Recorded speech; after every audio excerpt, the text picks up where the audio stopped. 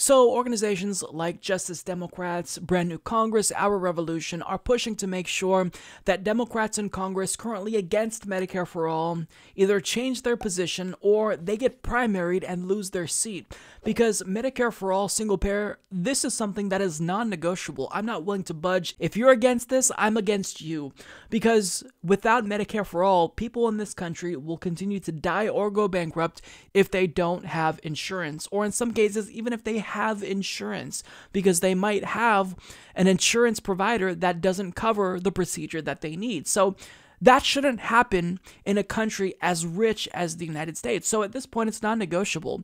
So these organizations are making sure that we kick out these members of Congress in the Democratic Party that aren't doing the right thing.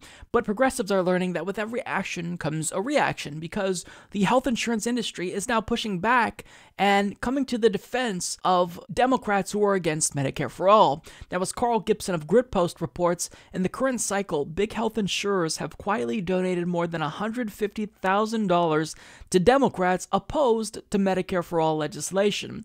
Health insurers likely see Medicare for All threatening their bottom line in the future and are spending large sums to keep politicians who are favorable to the private health insurance model. According to federal campaign finance records, the four leading private health insurance providers, Aetna, Anthem, Cigna, and United Health, have spent $158,000 in the 2017-2018 campaign cycle on Democrats opposed to single-payer healthcare. So to reiterate what's happening, we're making sure that we primary corporate Democrats who take money from the health insurance industry to make sure that we elect people who are in favor of Medicare for All. And what do? They spend even more money on Democrats who are against Medicare for All. And that does two things. One, not only does it improve the prospects that they'll win their re-election campaign and win their primary, but it keeps them against Medicare for All. Now, I'm all about naming and shaming, so I want to actually look at the numbers here and see who these four companies have contributed to. So they have combined donated $35,000 to the Blue Dog PAC. Now, individually speaking, Chris Murphy took a combined $34,000 from these four companies who are pushing to make sure that anyone who is in favor of Medicare for All is not elected. Tim Kaine took $20,000 from these four companies.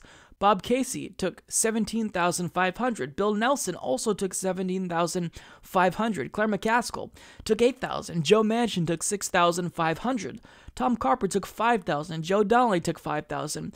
Debbie Stabenow took $3,500. John Tester took $3,500. Ben Cardin took $2,500. And surprise, surprise, none of these individuals co-sponsored Bernie Sanders' Medicare for All bill. Because why would any of these four companies donate to a politician who co-sponsored Bernie Sanders' Medicare for All bill? They wouldn't, because that bill existentially threatens these health insurers.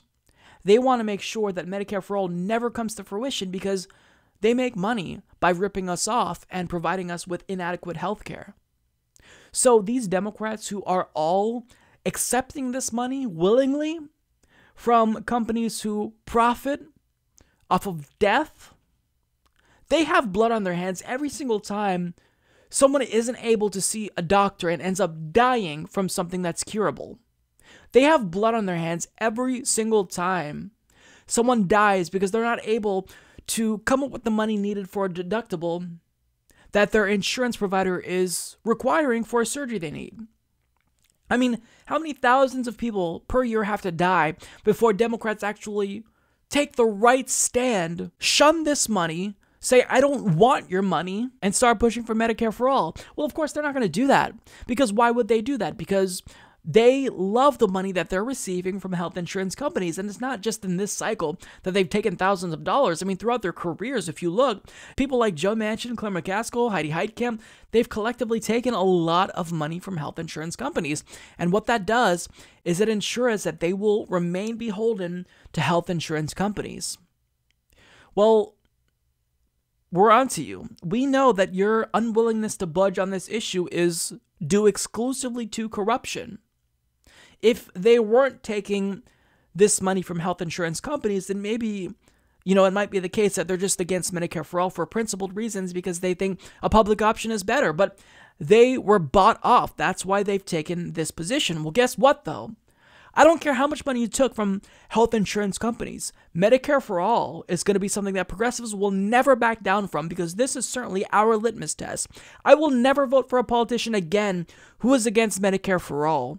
And it's not just me. A lot of progressives are taking this hardline stance. And we have to be unwilling to negotiate and compromise here, because if we yield Democrats even an inch, they're going to exploit that and revert back to their old ways where they don't care about Medicare for all. But this continued pressure progressives have exerted on corporate Democrats has changed the conversation. I mean, it's now the case that a majority of Americans support Medicare for all, and we have over a dozen Democrats, corporate Democrats, mind you, co-sponsoring Bernie Sanders' Medicare for all bill in Congress.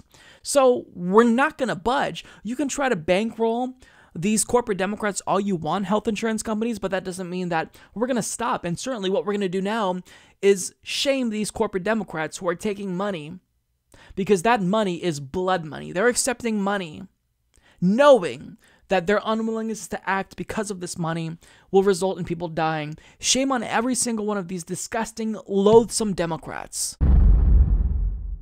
Support this podcast by becoming a patron at patreon.com/Humanist Report.